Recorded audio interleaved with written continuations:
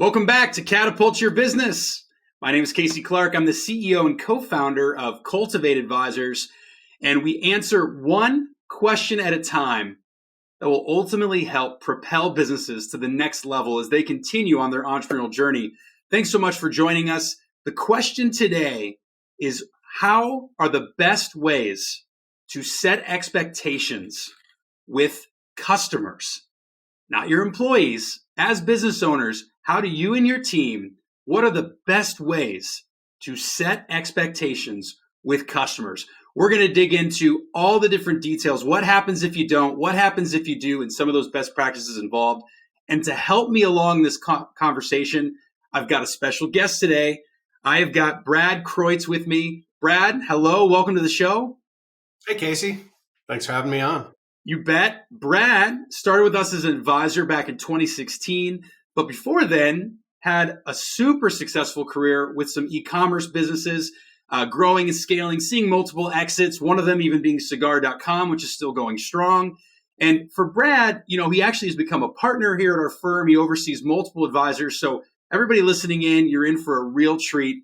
Brad and I have been going for a long time here, helping support entrepreneurs scale and grow their businesses to the next level. So Brad, thanks again for bringing this awesome topic and for sharing a bunch of wisdom here with everybody listening in. We're so glad to have you. Let me just turn it and let's just jump right into it. Brad, Sure. Why is setting expectations so important? Let's just kick right in. Yeah, absolutely. Expectation setting is just so important as you're kicking off and launching with your own clients. Being very upfront, setting those expectations, having clear guidelines of the work as you dive in, even before you dive in, is super helpful and saves a lot of relationships and heartache and often turmoil down the road. Yeah, well, and I think a lot of people who don't set expectations, right? They become a victim to their client almost. It's like they start to have this almost love-hate relationship of this client that starts to feel like they're abusing them or taking advantage of them. And we see this probably the most commonly. We really see this, right, inside the service businesses and a lot of times even the creative businesses, right? I'm sure you've seen that with the clients that you're servicing and your team is servicing. Yeah, absolutely. Seeing it quite often as a trend through a lot of the clients we serve that are in that creative business, as well as non-creative industries as well, that they don't have clear expectations up front. They're on a different wavelength and page than their clients, and ultimately leads to not happy work and sometimes crushing the margin, scope creep, and things of that nature. Heck yeah. No, I mean, we definitely have seen that. I mean, what I think about is when you go to set expectations for customers, I generally find it comes down to, one, in the sales process, and then two, when you onboard a client. And I think where people get into trouble, Brad, and I know you've seen this as well, is that when they start to go set the expectations after they're already in as a client, setting expectations reactively is a lot harder than getting it at the time of the sale and at the time of onboarding. Yes. Anything you've seen with your customers or anything you've experienced and folks that have really hit the pain, feel free to share a story. We won't have to share the client specifically, but does something come to mind? Yeah, certainly. We've had, I had one creative agency. They were in development. Website development is very common too, where I saw a project that got kicked off. The turnaround times were a complete mess. They deliver work and have payment milestones commonly fixed to, hey, we're going to deliver this work. Once we get your feedback, which is then dependent on their client, we'll then invoice you for that next stage and get working on the next stage. Now, what happens is at the client stage, they may have many different stakeholders to have to pull together all at once, and they can't get them together too quickly. And so that feedback round could be a week or two or longer. And then it's hurry up and get this done. And I've had some horror stories with some clients that have had a 5 p.m. on a Friday. Hey, can you take this live by Monday? From the client, and they don't have the resources allocated. They certainly don't want to burn out their team, and they don't have it all in their production schedule. It's been a rough ride. Well, and it connects to retention, right? It connects the retention of the clients. That's usually when they're upset, the quality and experience that they have. I mean, literally, if you were to look at almost everything that could happen with that client experience, you could probably tie that back to an expectation that could have been set, right? At least in the sales process or, in that onboarding process of a client. So, well, let's dig in. As we think about the sales process, let's just focus there for a moment. I'll start to brainstorm here as well. What are some of the most important expectations, or just the types of expectations you see that are pretty important in the sales process, not the onboarding yet, but just the sales side? Certainly on the sales process is just understanding the actual scope of the project. What's the timeline? What are the budgets, the expectations? Not with onboarding, but just in the sales process as they're doing some discovery with their clients. When do we need this project delivered by? Is this something that we as the service provider can commit to that timeline and those expectations? So certainly trying to find that out a little bit more, trying to find out who are the major stakeholders on that project as well. How many hurdles on the client side is this going to have to jump through? I've had so many clients in the past too, like a horror story where at the last minute, there's a new stakeholder that they weren't aware of. And this is well before them becoming a client that can just make projects go sideways. Well, the stakeholders is once you said that, I just had like all these moments of reliving, right? When you're like, oh, awesome, you're the person we're trying to make happy, not this other person. So that's for sure. I love that one. The other one I heard you kind of sneak in there a little bit was when you get into the scope, actually slowing down and making sure they're clear. How many hours are you allocating, especially if it's a service, hourly based business? How many hours are you allocating? Why is that? And I would go even further to go connect what the ROI is and slow that down so they realize what you have to charge. I find a lot of, especially service businesses, they don't slow down to truly understand their cost and their unit economics of every hour being produced. And so they don't come in and set the right expectations of, look, yes, this is the price. This is how we got here. We're this much per hour. By the way, this is the allotted amount of hours. In the event we go over those hours by a certain ratio, you will start to be billed and we will have to pay. We will be letting you know about when we go over that line at least 1 or 2 weeks in advance. We will always try to tell you what is outside of scope. I think people just don't realize how important all those conversations are in the sales process because they're afraid. They're afraid of explaining it might cost a little bit more than what the estimate is. And they're afraid of having that discussion because they want to be really cost effective and get the deal closed. But they don't realize how much that just kills them later on when it comes to their margin. I'm sure you've seen that as well. Yes. Great example of had a client who implemented they kept a running log. They communicated this up front in the sales process, as well as when they onboarded, they introduced the client. We're going to run a log of anything that's outside that scope. Here's a very clear, defined, documented scope document that the client would sign off on, as well as anything in addition. So it was twofold. It helped. One, keep the project on the curb or on the rails and make sure that they weren't running wild. It also created a upsell potential down the road. They'd come back at the end and say, here are all the additional wish list, all the really nice to have things that weren't in that original scope. Let's go talk about phase 2. And it allowed them to open up. And circling back to just be afraid sometimes of pricing and having that certainty. A great article. Don't remember who to attribute it to, but there was a great article read many years ago about the concept of this individual. Every time before they submitted like a proposal, they added 10%, and they called that the courage tax. And they said if they weren't going to pay the 10% plus, they're not going to pay the original amount. But it also built in the confidence, but just some padding in case the project did have some unexpected things pop up. Yeah. And again, this is all about proactive, right? Not being in that reactive situation, which is where most business owners can find themselves, especially with their team. I think the other piece that's important about this sales process, salespeople, right? If you've scaled your business a bit where you have a large enough sales team, a lot of times you can lose the expectation setting from the sales team to the execution team, right? Like that can be very different.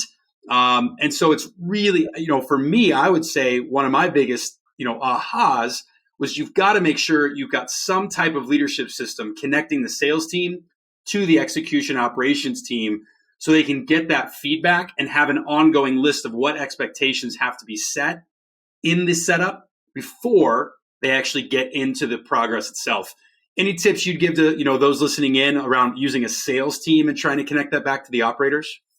Yeah, absolutely. Knowing the left hand and the right hand and vice versa, knowing what's been promised up front, having clear internal documentation, having a process that's fairly routine or repeatable, certainly that the operations team can follow when a sales team, an independent sales team, has handed off work and they've committed and sold something to a client, making sure the actual output from that initial sales conversation is what the client was expecting as well. So certainly a documented process, having that language in between the two teams as well, just so they're on common ground. And commonly I like to refer with some of the clients having an actual handoff meeting. So sales sometimes can sit in, depending on the organization, depending on the structure of those projects, can sit in on that initial onboarding meeting and make sure that expectations, everybody's on the same page as the torch is successfully passed to the operations team. Are you getting the advice you need for your business from this episode? Do you want to get more than just one question answered and have it customized to you and your business? Well, Cultivate Advisors works one-on-one with thousands of business owners every day. Let them help you scale your business today. Don't just listen to this episode. Take action and go to cultivateadvisors.com to see which advisor you get matched with and receive a free 2-hour business assessment on how you could scale your business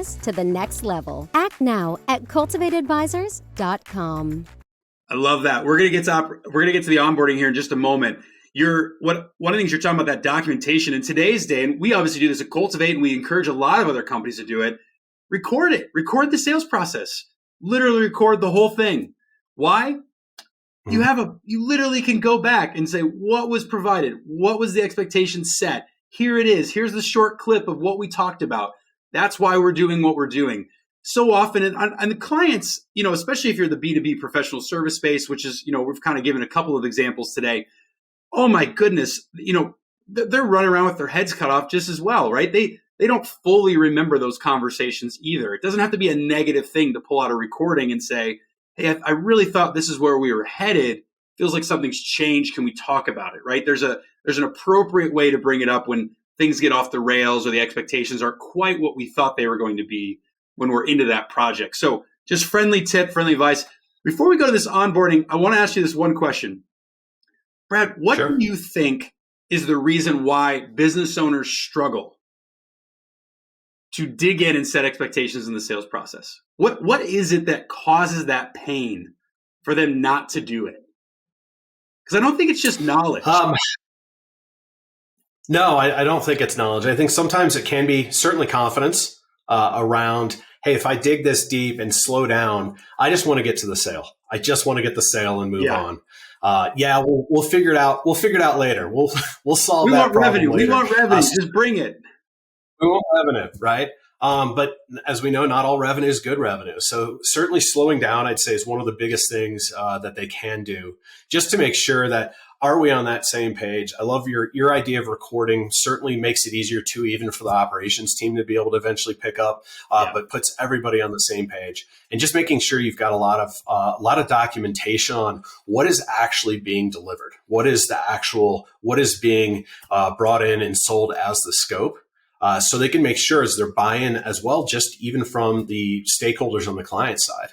Do we have their buy-in? Are they fully aware of what the project is and entails as well? Yeah. No, I love that. I think that confidence piece that you shared there is vital. I think people are afraid of it. Do not be afraid if you're listening in. Make the shift. And if you need help, honestly, build a one-pager. Build a one-pager with the 10 most important expectations you must know about working with our company. And dig it, build it into the sales process. If you need some type of tool or something to hold tension to, do it, because I think at the end of the day, what we're really talking about is you're either going to get long-term gain with short-term pain, or you're going to go for that short-term gain as per your perspective, right? Just bring the revenue in. But with that short-term pain, that short-term gain, you're going to end up with long-term pain. And so which one would you want? I would rather go through this really quick, painful process to get over that hurdle, over that confidence line, over that ability of fear of losing out on the sale, to know that when it's set up, my margins are high and I'm walking in on the right foot from day one.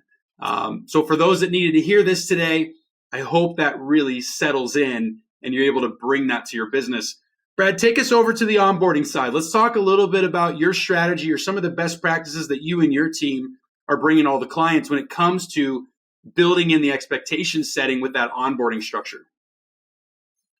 Absolutely. I borrow a page actually from Cultivate as we onboard new clients. We commonly have a partnering, which is also an onboarding meeting. So an intentional meeting at the beginning of the engagement to kick off and outline, again, reiterating what are the expectations, making sure everybody's on the same page, that if there are dates and times, this is a big one with clients, is communicating that. One example often with clients is they run their own operational process and commonly know when things are going to get turned around to a client. And so one is, hey, client, we are going to actually tell you maybe 3 to 4 business days ahead of us giving you some information for, let's say, a round of feedback that we need you to gather your team for. We're going to give you a heads up about 3 to 4 days. So you guys have some time to set an appointment on your side, on the client side, to actually review the work and get back to us and keep the dance, if you will, of the work and the back and forth of the feedback rounds going. Another common tool we engage is a partnering meeting or partnering expectation document where we can outline, here's what we expect of our clients. We integrate that. We've got our own version of Cultivate that we do with our own clients as we advise them. We have many clients that rip off and duplicate R&D that concept from us as well and integrate on their end, because it just creates for such a smooth launch of an engagement and of a relationship, and just helps compartmentalize where all those downstream frustrations usually come. They're able to lay them out front in a clean document, review it with the client, also get the client, like, what do you expect from us? Often this can be a client's first project just an example of, hey, I'm getting a website developed. I've never done this before, right? And so I have hired this firm.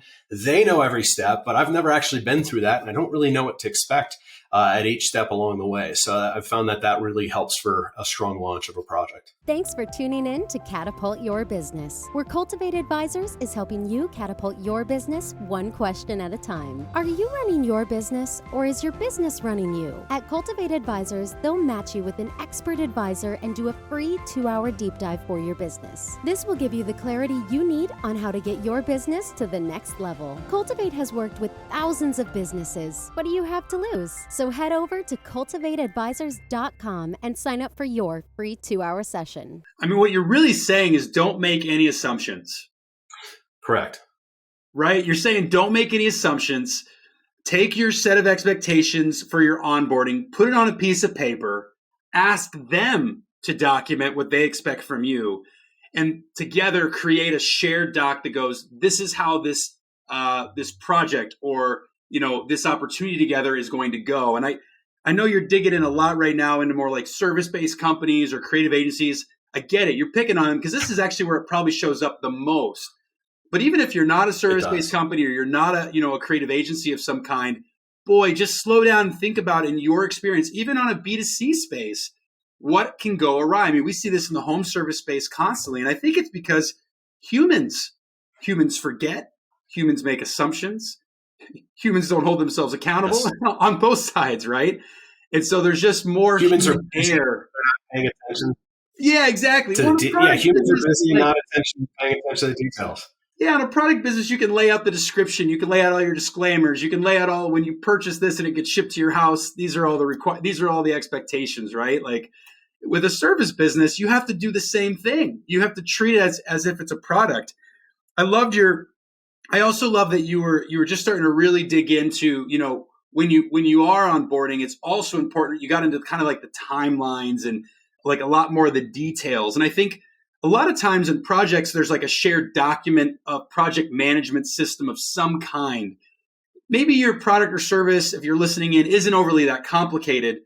It's still great to just have a really simple system. I still remember the revolutionary idea of Papa John's pizza. I still remember when they came out with like, it's going in the oven, it's being boxed up, it's out for delivery. And it'd be like the average delivery time is blank, on the app. And I remember that in high school. And I remember how revolutionary that was.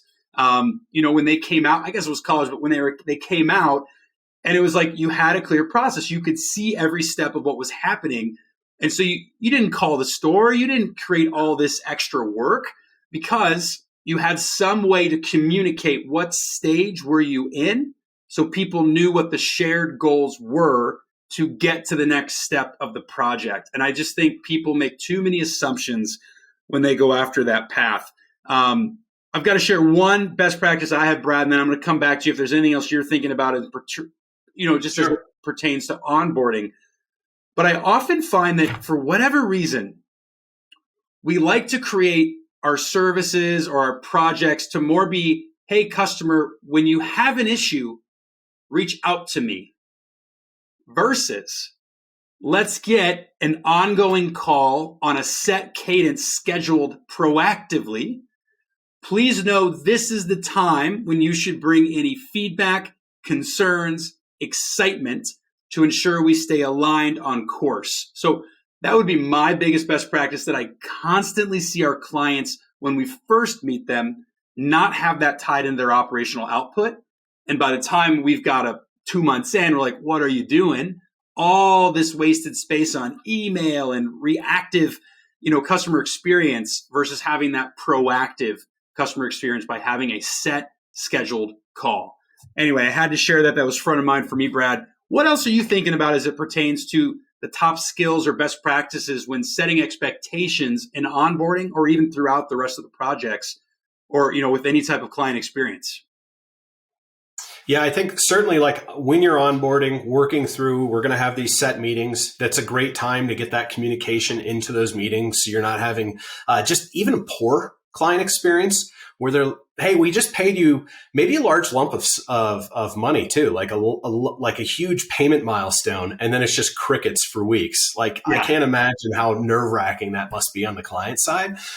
You can also proactively, if you're a client, back to even like home services, lots of, hey, we're en route, the pizza tracker, but even same if it's like lawn care, hey, you're 2 stops away, we're going to be there pretty soon, just so people can expect when the actual service will show up. And then back to even if it's more B2B, if there are like, hey, we will not have a meeting during these 2 weeks because we're heads down getting this work done and there's not maybe a lot to show for it. But you could, one example is on a tech recruiter side that I worked with is sending out the communication of like, here's what we're doing during these 2 weeks. And we're going to send you updates. Maybe we screened 300 applicants this week, right? There's nothing to show for it yet because we're not yet at that next stage, but we're just letting you know over here that we're working hard and we're making progress toward it, right? Yeah, we're not running off with the deposit check on the project. Well, and we're in the weeds right now, Brad, but this is really where reviews go sideways. It's hard to then get your marketing output. I mean, this is such a nucleus in the business that I feel like so many owners get wrong. So I hope people listening in today are listening and going, I need to grab 1 or 2 of these ideas and make the implementation, make it a priority. And I was just thinking, some of you may be going like, well, what do we do on these update calls? Or how do we approach, maybe like a weekly update email that's going to go out, depending on your business and depending on what you decide to implement.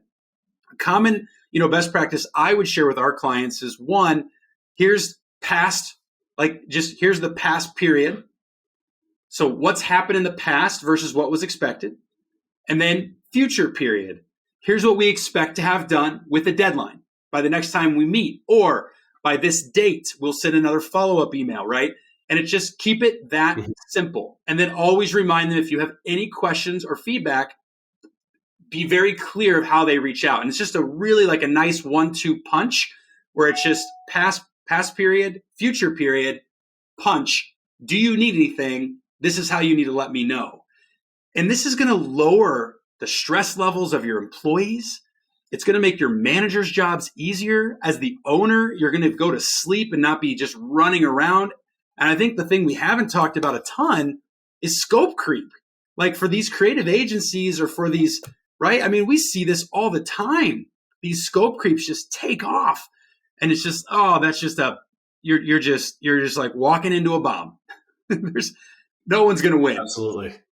No one's going to win, right? So I would love to just hit the last minute on just if scope creep starts up in a service, opportunity, how do you get out of it? Like how can you set expectations to get out of it? I mean, the one way I always think about, Brad, is like the moment you start to feel it, jump on the conflict and help them realize this was not part of what we decided. You were starting to creep this out. This might extend deadlines. This might extend, are you okay with that? This might extend budgets. Are you okay with that? We're going to have to re-sign something knowing we're moving in that direction. And I find so many owners and operators that don't slow down to do that step. Why? I think it's often they're moving so quickly. They're not thinking always of the client experience. I think it's a great thing back to what we were talking about a couple minutes ago, proactive communications, set the expectations, that ounce of prevention, right? It's going to save you a pound of pain. So even if the project's starting to spiral out of control, another big one too is don't hide behind email. If you can, get on a video call, or at a minimum, I mean, if you can't meet in person, get on a video call or pick up the phone and just talk through and say, hey, here are the expectations. You used to be in the painting industry, right? And wait, I thought you were going to paint the garage too, right? Yeah. That's outside the scope. It was clearly just the house, right? And the big thing is that can run away and really start to crush your margins. Costs can start to spiral out of control. And can lead for not only a terrible client experience, and you talked about reviews and their own experience, that's not good for them. It's also terrible for your business, as you have a frustrated team being overworked, your projects, they're spiraling cost out of control. So now you're not making as much money and the projects aren't as profitable, which can be extremely damaging to not just the team morale, but also the financial condition of the business as well. So just to think, Brad, right? As an owner, as a sales team, if we would just set the right expectations in the sales process, right? Lay it out on paper, not just say it. Mm-hmm. Lay it out on documentation. That's very crucial. Then slow down for the onboarding and actually have a meeting specific to onboarding. Even if your clients go, I need to get started, go, no problem, but we do this first because we have to get all this aligned. Again, get it documented, get it recorded, and then proactively, anytime you see anything going off the rails, make sure you are jumping on it and resetting expectations and revalidating the expectations that were set. And if that is not a crucial system and a big part of your business, and you are on the service side with humans helping humans do anything, boy, you are making your life a lot harder than it has to be. And that's just the reality of everything we're talking about today. Absolutely. They've hired you as the provider, whether it's pizzas or websites. Build your own process, have confidence in that own process to make sure that it's going to deliver the best client experience and ultimately the best employee experience, as well as margin to the business as well. Brad, this has been fantastic. Never a dull moment.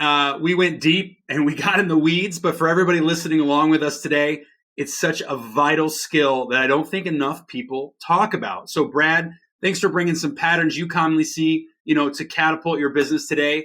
And for everybody listening in, if you want to maybe get a chance to talk to Brad, or you want to have a chance to meet with Brad and one of his advisors, check us out on the website. Just mention that when you reach out to have a quick call with us to learn more, and we'd be happy to get you in touch. And for everybody going after their entrepreneurial journey, maybe just slow down and go, what are the expectation systems I can put into my business that'll ultimately make my world so much better? So thank you, everybody, for listening along to Catapult Your Business, where we answer one question at a time to catapult your business to the next level. We'll see you next time. Thanks again, Brad.